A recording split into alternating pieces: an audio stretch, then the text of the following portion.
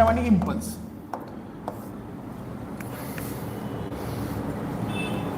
आता मी मगाशी उदाहरण जे देता राहिलो की मोमेंटमचं जे उदाहरण आहे की मोमेंटम म्हणजे नेमकं काय, तर इथं पहा सगळ्यांनी 3 वेगवेगळे तुम्हाला इथे एक्झाम्पल मी मेन्शन केले आहेत. पहिल्या याच्यामध्ये कार जी आहे खेळण्यातली गाडी, ऑफकोर्स 15 किलोची गाडी, कुठेही हलत नाही आहे, व्हेलॉसिटी 0, नो मोमेंटम. ज्यावेळेला ती गाडी जागची हलती आहे इथं वेग तुम्हाला मेन्शन केलेला आहे 10 मीटर पर सेकंडच्या वेगानं मूव्ह होते. इथं वेग मेन्शन केलेला आहे 20 मीटर पर सेकंडच्या वेगानं. गाडी तीच आहे तिन्ही केसेसमध्ये. बदलतंय काय, तर वेग बदलतोय, राईट. आता इथं जर समोर मी एखादा माणूस उभा केला तर त्या माणसाला या गाडीमुळे होणारी इजा, जो काही इम्पॅक्ट आहे, तो इम्पॅक्ट कुठल्या केसमध्ये जास्त असेल रे? ऑफकोर्स ज्या वेळेला तुम्ही 20 मीटर पर सेकंद एखाद्या जाऊन भरधाव वेगाने जाऊन धडकताय त्यावेळेला त्याचा इम्पॅक्ट हा जास्त असेल, बरोबर.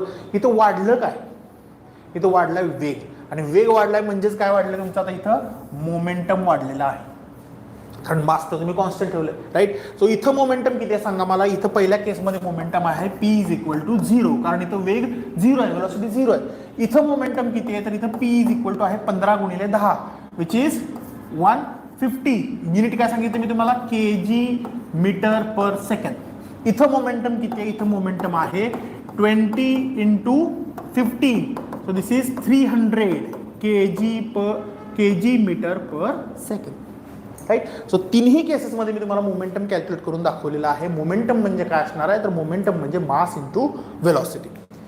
आता मोमेंटम जर सगळ्यांना क्लिअर असेल, इम्पल्स जर सगळ्यांना क्लिअर असेल, तर इम्पल्स आणि मोमेंटमच्या अजून एक महत्त्वाचं मला एक्झाम्पल तुम्हाला सांगायचं आहे. इम्पल्सचं उदाहरण आहे की ज्या वेळेला आपण आता क्रिकेट खेळता, तुम्ही त्या क्रिकेट खेळत असताना किंवा तुम्ही कमेंट्री ऐकत असाल, कमेंट्री ऐकत असताना बऱ्याचदा कमेंटेटर म्हणतो की it was very beautiful timing, batsman timed ball very well, right, batter timed ball very well. आता हे टाईम जे वापरलं जातं की टायमिंग खूप छान आहे, टायमिंग खूप छान आहे. म्हणजे फॉर एक्झाम्पल ज्या पद्धतीनं आता हे नवीन प्लेअर खेळतात, म्हणजे आता अभिषेक शर्मा तुमचा असेल किंवा विराट कोहली असेल, हे जे प्लेअरची बॅट, तीच बॅट तुम्हाला मी दिली, तशाच स्वरूपाचा बॉल मी तुम्हाला टाकला, तर ते ज्या पद्धतीने त्याचा बॅटचा स्विंग किंवा जेवढ्या लांब ते बॉल घालवू शकतात तेवढ्या लांब तुम्ही घालवू शकता का?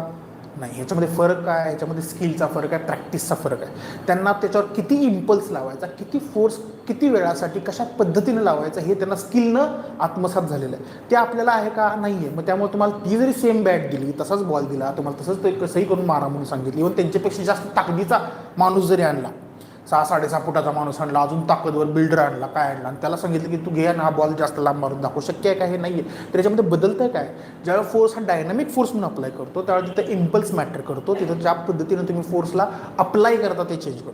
सो मी सांगितलेलं उदाहरण लक्षात ठेवा, माणूस बेंचवर उभा राहणे आणि माणूस बेंचवर उड्या मारणे, लाकडी बेंचवर, ह्याच्यामध्ये फरक काय होतो, फक्त माणूस तोच आहे, परंतु त्याच्यामध्ये ज्या पद्धतीचा फोर्स अप्लाय करतोय, तो इम्पल्स जो आहे, तो इम्पल्सचा फॅक्टर तिथं समोर घेतो, राईट. सो मोमेंटम आणि इम्पल्स हे कशाची देणे आपल्याला, सेकंड लॉच्या. आता थर्ड लॉ जो आहे, थर्ड लॉच्या बाबतीमध्ये तुम्हाला इथं सांगितलेलं नाही आहे, कारण थर्ड लॉ हा साधा सोपा लॉ आहे आपला. काय सांगतो third law, where there is a equal for every action there is equal opposite reaction, right. So ह्याच्यामध्ये महत्त्वाचा पार्ट तुम्हाला लक्षात घ्यायचा आहे की ज्यावेळेला आपण फोर्स आणि रिॲक्शन किंवा ॲक्शन आणि रिॲक्शन ह्या कन्सिडर करतो, त्यावेळेला ॲक्शन रिॲक्शनमध्ये जर समजा मी आता इथे वॉलला पंच केलं, राईट, सो इथं ॲक्शन फोर्स असा ॲक्ट होतं, रिॲक्शन फोर्स हा माझ्या हातावर ॲक्ट होतो, राईट. सो ही जी पेअर आहे, ॲक्शन फोर्स हा नेहमी वेगळ्या ऑब्जेक्टवर ॲक्ट होतो आणि रिॲक्शन फोर्स हा वेगळ्या ऑब्जेक्टवर ॲक्ट होतो, दोन्ही एका ऑब्जेक्टवर ॲक्ट होत नाहीत. फॉर एक्झाम्पल ज्यावेळेला मी ॲक्शन रिॲक्शन फोर्सची चर्चा करतोय, समजा हा ॲक्शन आहे, हा रिॲक्शन, हा इकडून फोर्स अप्लाय करतोय, हा इकडून रिॲक्शन फोर्स अप्लाय करतोय, राईट.